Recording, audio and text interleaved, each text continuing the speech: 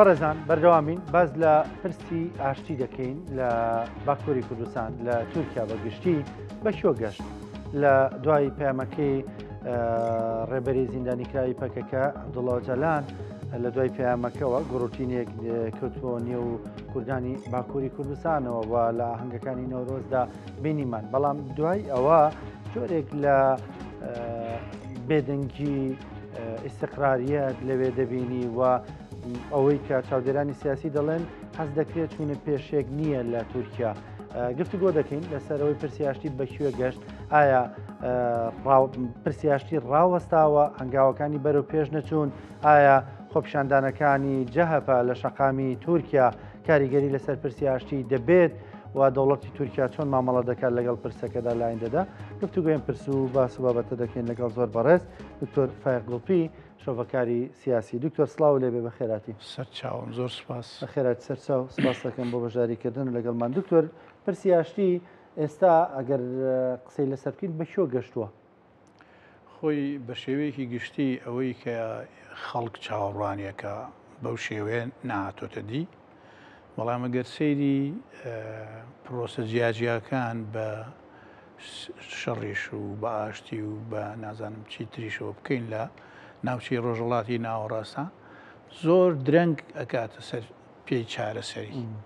یعنی هەموو کێشەکان ینی زۆرە خایەنن. ئەوەی کە هەیە بە نسبەت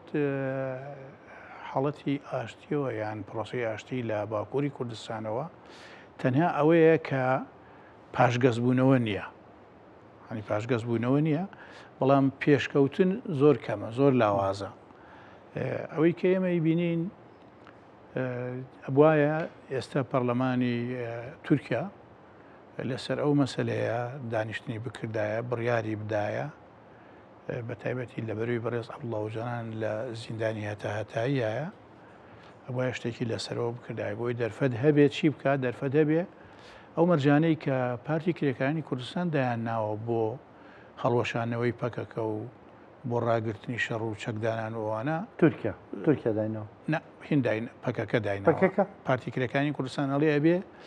ئێمە کاتێک کۆنفرانس دەگرین بۆ هەڵوەشانەوەی پەکەکە ئەبێ بەڕێز عەبدوڵڵا ئۆجەلان سەرپەرشتی بکە. هیچ ئەمەلێ هینێک نییە، یانی شتێک نییە بڵێ تورکیا شتێکی واکە کە بە شێوەیەک لە شێوەکان ئازاد بێ، نیمچە ئازاد بێت تا سەرپەرشتی کۆنفرانسەکە بکە بۆی عینەکە تەواو بێ. ئەوە هەنگاوی نەناوە، بەڵام ئێمە هەندێشتی کە بێنەوە بەرچاوی خۆمان. کۆمەلگای تورکیا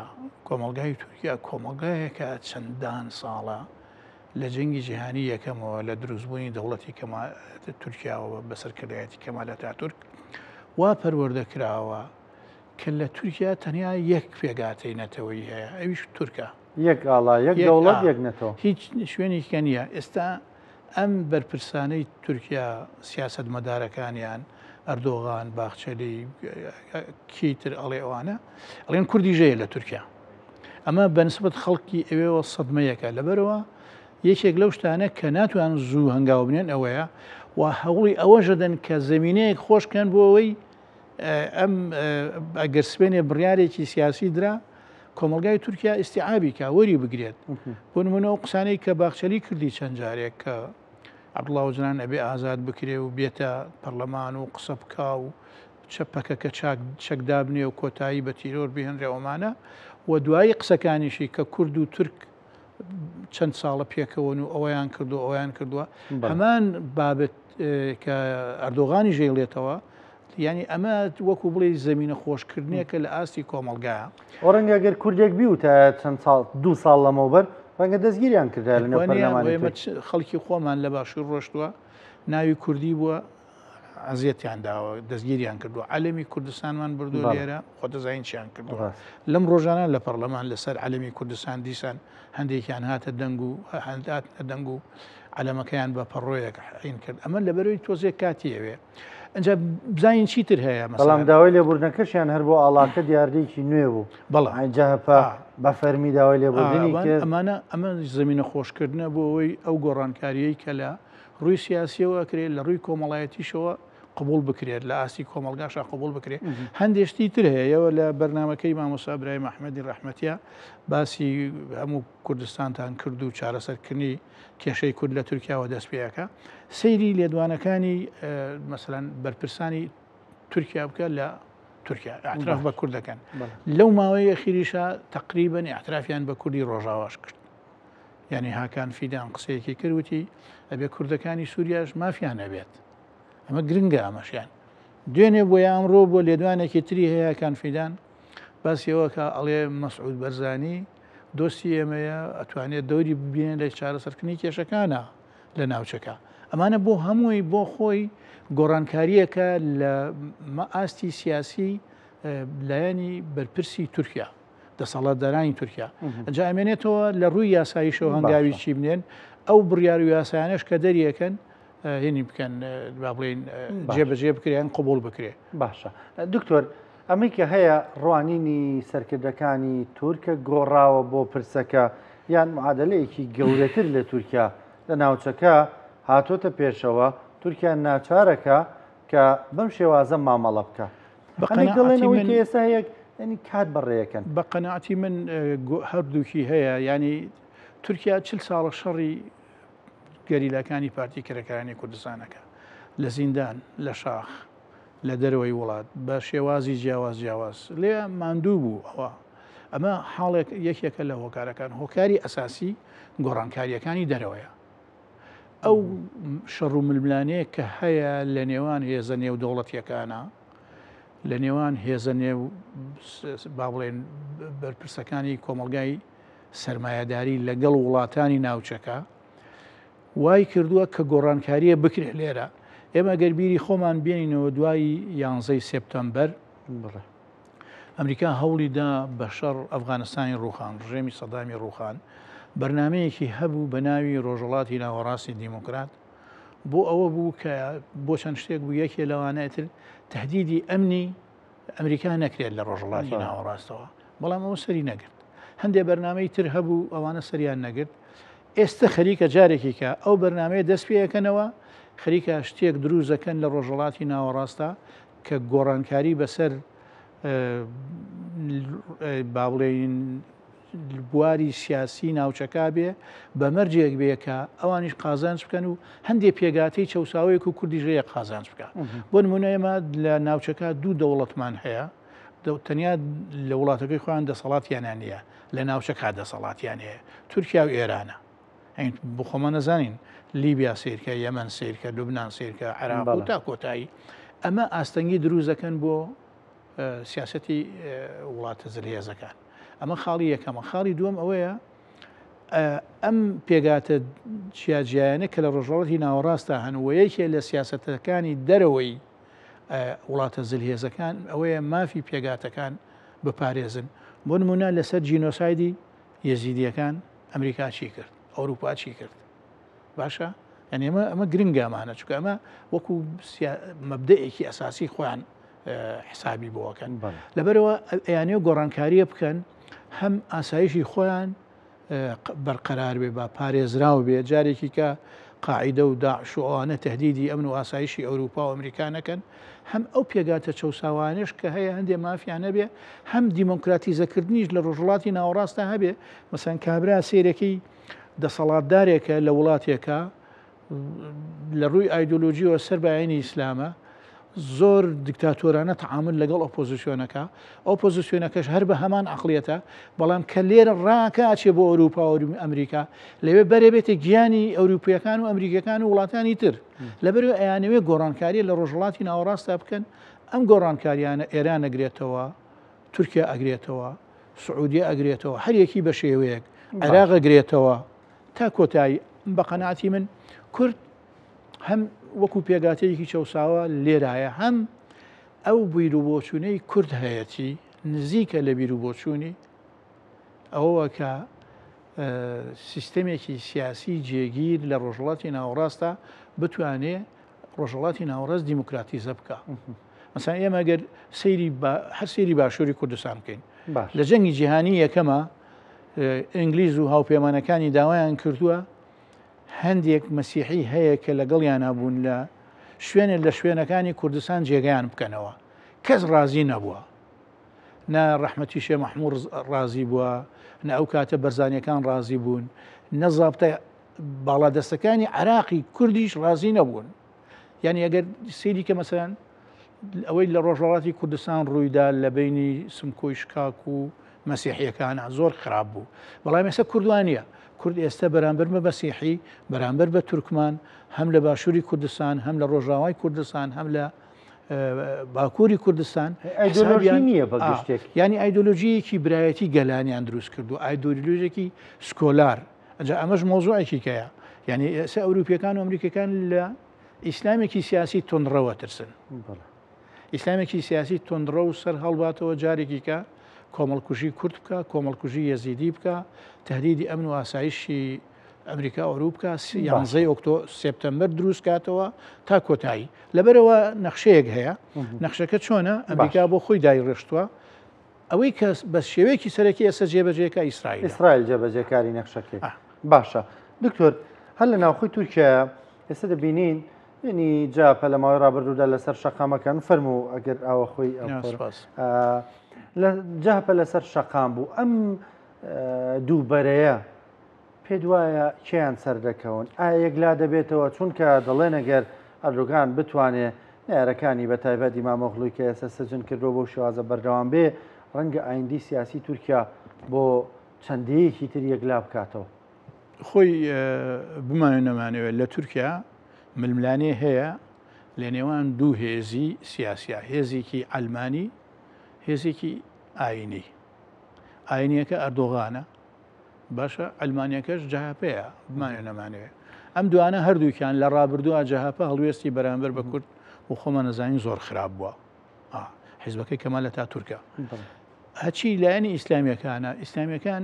لەم ساڵانەی ئەخیرەوە دەتوانم بڵێم لە 20 ساڵ و کەمترۆوانەوە بوون بە دەسەڵات هەڵوێستەکەیان متەڕەدید بووە تا لەم ساڵانەی پێشوە لەم پەڵ ساڵانەی پێشوە زۆر خراپ بووانیش ئێستا هاتوونەتە سەرەوەی کە چارەسەریەکی وا بۆ مەسلەی کورد بدۆزرێتەوە ئەنجا ئەمانە چییە؟ ئایا ئەمە بەس شەڕێکی بەسیتە لەسەر دەسەڵات یا ئەمە ئەوەیە کە بەرنمەیەک هەیە بۆ ئەوەی ئەلمانیەکان کێشەی کورد چارەسەرکەن و با بڵێن ئەردۆغان بەمەی زانیوە نایەوێ ئەو بەرنمەیە جێبەجێ بکرێت ئەوێ خۆی جێبەجێکە بۆی خۆی کاتێ هێزێک سکەوانە وا دەردەکەوێت پرسی ئاشتی لە تورکیا ینی دەوڵەت باخچەلی هەندێک دەڵێن وەکو دەوڵەتی قوڵ ئەواتۆتە پێشە و ئەو ئەم پرسی یەکەم جار جوڵان خۆی وایە ئەوە یەکێک لە شتەکانە کە منەڵێم لەوانەیە بیا بەرنمەیەگە بێ بیانەوە ئەلمانیەکان پرسی کورد چارەسەرکەن نەک ئیسلامیەکان نەک ئاینیەکان دەوڵەت باخچەلی بۆ خۆی لەگەڵ دەوڵەت باخچەلی قیناکە ئێستا هاوپەیمانن لە ڕووی سیاسیەوە لە ڕووی ئیداریەوە ئەردۆغان و بەخچەلی هاوپەیمان بەڵام لە ڕووی فکریەوە نا لە ڕووی فکرەوە لەوانەیە سپێنێ هەڵبژاردنێکی کە بکرێ جاهەپە و مەهاپە حکوومەت پێک بێن و ئەوان بڵێن پرۆسی ئاشتەکەی ئەمریکین و تەواو ئەردۆغان و ئاکپارتی و ئیسلامیەکان پەراوێز بخەن ئەم مەسەلانە هەمووی هەیە لە هەمووی لە ئارادا هەیە جا بۆیە ئەتوانین بڵێن ینی تۆ پرسیاریەوە لە پێشەوە باسیەوە کرد ئایا ئەو ململانەیەی نێوان جاهەپە و ئاکپارتی ئەبێتە هۆی دواخستنی پرۆسی ئاشتی احتیمالی ئەوە بێت احتیمالی ئەوە بێت یەکێک لەینەکان بێت لە هەموو حاڵەتێکە ئەو دوو هێزە هەر کامێکیان بتوانن یان ئیرادی ئەوەیان هەبێت کە گۆڕانکاری لە بەندەکانی دەستورا بکەن دەستورەکە بە شێوەیەک بێت کە تورکیا جێگەی هەموو پێگاتە نەتەوەیەکانی تیابێتەوە باش ئەوەیان سەرکەوتووە بێت کەواتە ینی جۆرێک لە کێبرکێ هەیە بۆەوەی کە بتوانێت دڵی کوڕ ڕازی بکە ینی یان کورد لە خۆی نەڕەنجێنێ یان ئەو ڕابردووی کە هەی بووە لەگەڵ کووردا کە ڕابردوێکی ناشرین بووە لە تورکیا ئەمە بسڕێتەوە و دڵی کوردەکان بێنێتەوە و بۆ خۆی کەسپیان بکە بەڵام من لەو باوەڕام چکە ئێستا کورد بووە بەهێز یعنی ڕاستە کورد دەوڵەتی نییە بەڵام من ئاماژەم بەوە کرد لە باشووری کوردستانە پەیوەندی ئەمانەی خۆمان زۆر خراپن لەگەڵ خۆمانە ئەم برادەرانی دەسەڵاتدار بەڵام لەگەڵ پێگاتەکانیکە لەگەڵ مەسیحەکانە لەگەڵ تورکمانەکانە باشن لە عقلیەتیان بۆ با بڵێن هینێکی نزیگنین لە تیرۆرەوە دژایەتی غەرب ناکەن دژایەتی وڵاتانی زلهێز ناکەن ڕۆژاوای کوردستان بینیمان شتێکی نمونەیەکی زۆر زۆر جوانیان پیشان داوە لە باکووری کوردستانی هەروایە سەمەسان دەمپارتی حیزبی کێ حیزبی هەموو گەلانی تورکایە تەنیا حیزبی کورد نییە ئەجا ئەمە وای کردووە کە سەرنجی کۆمەلگای نێودەوڵەتی بۆ لای سیاسەتەکانی کورد ینی ڕابکێشرێت بڵێ ئەم جۆرە سیستەمە ئەتوانێت کێشەکانی ڕۆژەڵاتی ناوەڕاست چارەسەرکە ئەم جۆرە سیستەمە تهدیدی ئەمن و ئاسایشی ئێمە ناکە ئێمە لەم جۆرە سیستەمە ئەتوانین بژین یا بمێنینەوە ئێمە گەر سەیری خۆمان بکەین لە دوای ڕوخانی سەدامەوە بزانین چەند جوندی ئەمریکی لە خوار و ناوەڕاستی عێراقا کوژراوە ئەی چەند جوندی ئەمریکی لە هەرێمی کوردستانە کوژراوە هیچ لە هەرێمی کوردستانە معنایە کۆمەلگای کوردستان کۆمەلگایەکە بە کۆمەلگا دەسەڵاتدارەکەیشی و ئەوەیشی لە دەرەوەی دەسەڵاتە هەمووی دژی ئەمریکانیە دژی وجودی ئەمریکانیە لێرە بە ڕزگارکەری ئەزانێ ئەمە مهمە ئەمە وای کردووە ئەو سیفاتانەوەیان کردووە کە کۆمەلگای نێودەوڵەتی حساب بۆ کورت بکەن لێدوانی جێگری سەرۆکی ئەمریکا لێدوانێکی هەبوو وتی لەمە لە ئیسرائیل کوردەکانە پارێزێ کوردەکان و پێگاتەکانی تر ئەمە هەل لە خۆیانەوە قسە ناکەن بەو شێوەیە لەبەرەوە ئێستا ئەمە لەلایەکەوە لەلایەکیکەوە لە ناوخۆشە کورد توانیوەتی ئیداری خۆی بە هەنی کورد بۆت بەهێزێک بۆیە ئێستا هەموو لایەنەکان سووریا تورکیا پێگاتە جیاجیەکانی ئەو وڵاتانە ئەیانەوێت دۆستایەتی لەگەڵ کووردا بکەن بۆی بن بە پاڵپشتی ئەوان دکتۆر کەواتە دو پرسیارم ئایندی کورد گەشت دەبینی هەندێک دەڵێنەوەی کە لە پرسیارشیان بۆتە پێشەوە ئەگەر نەچێتە پێشەوە ڕەنگە زۆر بە خراپ بەرکەوتن دروست بێ لە ئایندەدا نا بە خراپ بەرکەوتن دروست نابێ من بەگەشت بینم لەسەر ئایندەی کورد ئێمە ینی بۆ خۆی پرۆسەیەکی سیاسی سەرکەوتن بەدەست بێنێ ئەبێ هۆکاری ناوخۆیی باش بێ و هۆکاری دەرەکیش باش بێ ئێمە کێشەی سەرەکیمان کاتی خۆی هۆکاری دەرەکی بووە هۆکاری ناوخۆیش کەم و کوڕی زۆرمان هەیەوانە بەڵام هۆکاری دەرەکی مەسەرەن سەیری 75کە سەیری 1970کە سەیری با بڵێن ساڵی 92 کە بەڕێز عەبدوڵڵا جەلان گیرا کێ گەلە کۆمەکی نێودەوڵەتی بوو هەمووی ئێستا ئەوانە بەو شێوەیە نییە بەعەکسەوە ئێستا هێزە نێودەوڵەتیەکان بوونەتە پشتیوانی ئێمە خاڵێکی ترەوەی ئێمە ئەوە لە عێراقا بە گوێرەی دەستور هەندێک مافمان هەیە ئەگەر بتوانین ئەو خاڵانەی دەستور جێبەجێ بکەین زۆر زۆر پێشەکەوین لە سووریا ڕێککەوتنێک گەیە ڕاستە ئێمە ڕێککەوتنێک هەیە لە نێوان ئەحمەد شەرع و قەسەدە مەزڵوم کۆبانی ئەو ڕێککەوتنە زۆر گرنگە بۆ یەکەم جارە لە مێژووی کوردای ئەتراف بە کوردەکەن سووریا بەڵە سووریا ئەتراف بە کوردەکە تورکیاش ئەترافی بە کورد کرد لە سووریا ئێستش لە تورکیا ئەتراف بە کوردەکەن یعنی ئەمە جارێ ئێمە لە عێراق کاتی خۆی ئەترافیان پێ کردین بەڵام مافەکانمان سنووردار بوو دەسەڵاتمان تا چەند بوو سنووری کوردستان تاکوێ بوو بەس لە سووریا و لە تورکیا ئەترافیان بە کورد ناکرد ئێستا ئەترافی پێکەن ئەڵێن ئەشتان پارێزین بۆ ئەمێنێتەوە ئێمە خۆمان ناوخۆی خۆمان چاککەین خەڵکی خۆمان حەز بکە کورد حکمی بکە ئەمە زۆر زۆر مهمە حەز بکە کورد حکمی بکە کەژەیە حەز نەکە ئاخر ئێستا لە باشووری کوردستان بابەتێک بارودۆخێک دروست بووە خەڵک ئەیانوت خۆزگەم بە سەدام خەڵکی ئێساڵێت تەیف سامیم پێ لا خۆشەویسترە تا ئاواتی شێخ جەناب ئەمە تووڕەکردنی میلەتی کووردە بە سیاسەتە هەڵەکانی دەسەڵاتدارانی هەرێمی کوردستان زۆر خەتەرە دڵپڕی کاتیە بەڵام ئەو دڵپڕیانە کار و کاردانەوەی لەسەرەکە خەڵک بەعام پێی خۆش بێت ئێمە کاتی خۆی پێشمەرگە بووین چەندان پێشمەرگەی قارەمان هەبوو کە دڵیان عاجزەکردن چیان نەکرد ئەبوون بەجاش یا وازیانە ئاچوون بۆ دەرەوە هەتایە دژایەتی کوردیانە کرد تا کۆتایی لەبەرەوە چاککردنی بارودۆخی ناوخۆی خۆمان برسینەکردنی خەڵک، ئازادکردنی خەڵک، ینی بە یاسایی کارکردن، هەوڵدان بۆی دەستورمان هەبێ لە هەرێمی کوردستانە بەگوێی دەستورەکە حکمی کوردستان بکەین، حکومی هەرێمی کوردستان بکەین. ئەمانە وامان لێکە کە کورد کە دەسەڵات و خەڵک پێکەوە و کوردی باشوور و کوردی باکوور و کوردی ڕۆژاو و کوردی ڕۆژەڵات هەموو پێکەوە بچنە چوارچێوەیەکی سیاسی دیموکراتی مۆدرێنەوە کە کۆمەلگای نێودەوڵەتی پشتیوانیمان بکە و وڵاتانی ناوچەکەش ئامادە بن کە مافەکانمان بنێ و هیچ هەست بە مەترسی نەکەن. ئێمە بێ ئەو شتەش بزانین ئێمە کە داوای مافی خۆمانەکەین لە عراق ئەبێت دژایەتی عراق نەکەین، کە داوای مافی خۆمانەکەین لە تورکیا و سووریا و ئێران ئەبێت دژایەتی وڵاتانەش نەکەین. زۆر بەڕێز دکتۆر فایق گوڵپی شۆبەکاری سیاسی سیاستمەدار سپاس دەکەم. سپاس بۆ بەشداریت.